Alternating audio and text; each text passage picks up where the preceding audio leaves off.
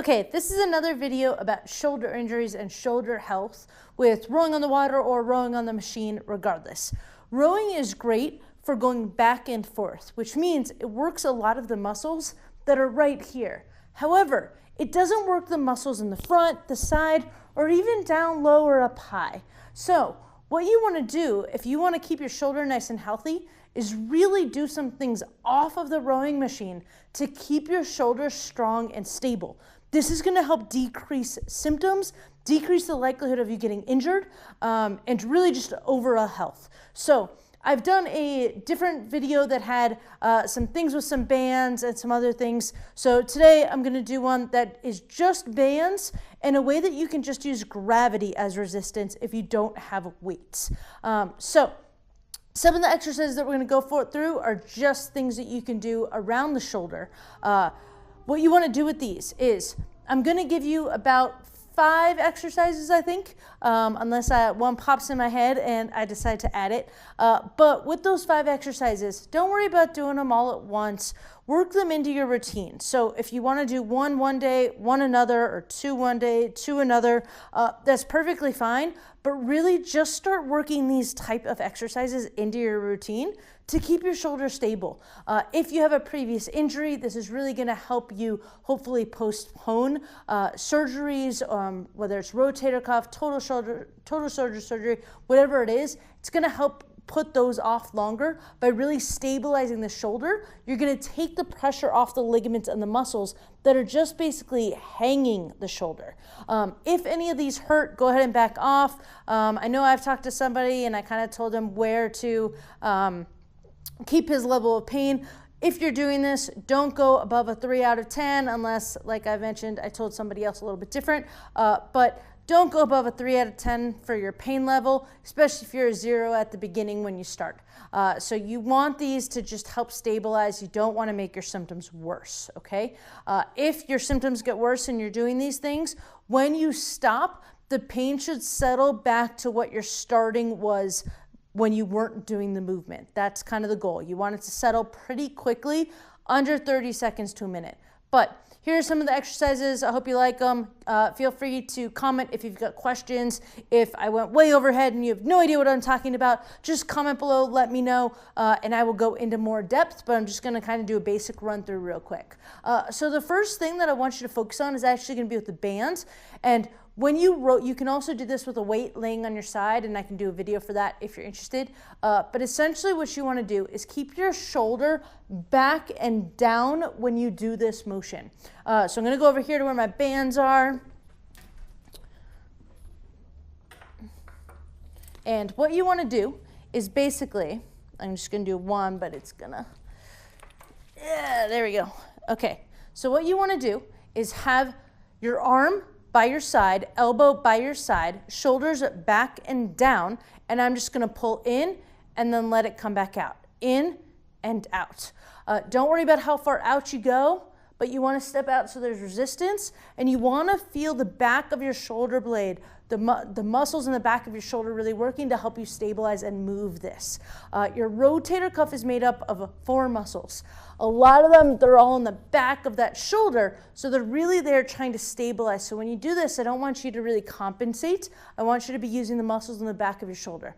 Do these until you kind of feel like your form is either getting lost or you're feeling some fatigue, and then relax and you can do another set or 2. That's kind of the rule of thumb for all of these. Go till you feel fatigue or your form starts to get worse.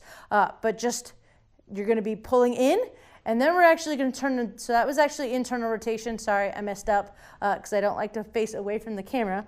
So I'm going to do my other arm, and this is the one that you really want to focus on. So this is shoulder back and down, and you're going to rotate out and back in. If you feel this just through here, don't worry about going as far. Just go to like a 45-degree angle. Don't worry about pulling all the way out here.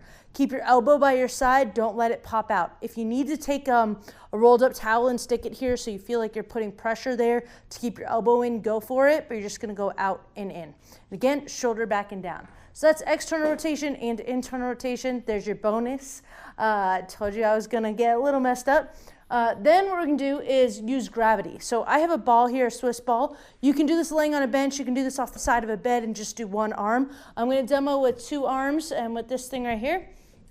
And what you're gonna do is just lay down to where it's comfortable, head down. Head is in a nice neutral position. My shoulders, I'm gonna have my thumbs either towards there or up towards the ceiling. I really like up towards the ceiling. And then what you're gonna do is down and you're gonna pull up. Now, I'm not trying to go up as high as I can towards the ceiling.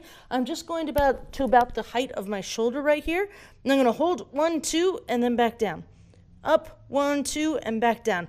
Now, when you do that, you should really feel your shoulder blades moving a little bit, and you're using the muscles back there. So this is trying to get you to use different parts of the muscles in the back that you aren't really getting with rowing. So you're still working the back of the shoulder, but you're using different muscles that help stabilize the shoulder blade. So that's one. Then the other one is actually going to be up like this in a Y position, like I'm doing a YMCA. And then you can also do straight back. This one's gonna get the lower trap. You're just gonna go back, hold 1, 2, and then relax. I would actually focus, the person I'm making this video for, I'd focus on those last 2.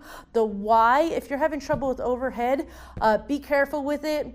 I would do the straight back and out to the side. So those are I's and T's. So give those a shot. Again, you're going to fatigue. So those are 2 more. And then you can also do arm raises. Basically, you can do this sitting, you can do this standing, but essentially shoulders, feet shoulder width apart. I am done with that.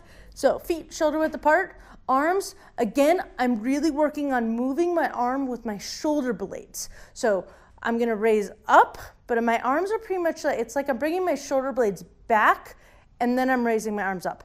Stop at shoulder height. You can do this with light weights. You don't really need to go above 5 pounds. You're not usually holding something really, really heavy out like this without your elbow bent. So with your elbows straight, don't worry about going above 5. Just start with gravity, resistance. Then you can go to like can of peas and then light weights. And you're gonna come up, hold 5 seconds, down. Up, hold 5 seconds, down.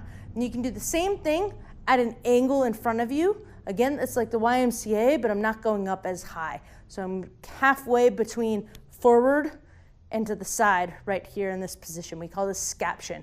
And you're just gonna go up and down and you can hold for 5 seconds and relax. And if you do 10 to 15 of those, your arms should get a little bit fatigued. So do a set or 2, see what works for you. Again, don't let that pain raise too high. Then the other one that you really wanna do is rowing doesn't work the front here. So you really want, this starts to get that front part of your shoulder, but you want to do some other things to get through this area like your pecs and whatnot. So push-ups are great. If push-ups are too difficult or they create too much pain, come to an elevated surface. You can do this on a wall. I don't really want to push on my garage door, so I put this here. You can do it on a wall. You can do it on steps. You can do it on a table, the side of a couch, anything. And just basically you're doing a push-up just like you normally would, but you're not putting that full load of your body, so it makes it a little bit easier and a little bit better for your shoulder. So I try those. If those are still too hard, you can actually lay on your back. So you could do things with a band. I find the band is probably a little bit easier, but you can lay on your back, take your arms and push up towards the ceiling and then relax, push up, relax. If you've got 8, 15, 10 pounds, something like that, you might want that for this type of exercise, but lay on your back, push up towards the ceiling, relax. Up towards the ceiling, I would hold for about 5 seconds here and relax. It's usually a little bit too easy without some weight, so if you've got some weight, add that. You can also do it with the bands. Let me undo what I did. And this band's a little bit easy, so I do this with a harder band, but one foot in front of the other, doesn't matter which foot, and you end up pushing and pressing. Hold for 5 seconds, and then slowly come back. And then push, hold, and back. So you might not get as fatigued with that one because you're working smaller muscles, and It's just not something like we feel like a push-up because of the weight resistance. So you're not gonna feel a huge amount of fatigue. I'd start with 15 to 20 of those and then work your way up. If you have questions, please feel free to comment below, reach out to me, your specific circumstance, and I'm happy to give some guidance. My name is Amanda Painter, and I'm the Rowing Doc. Feel free to reach out.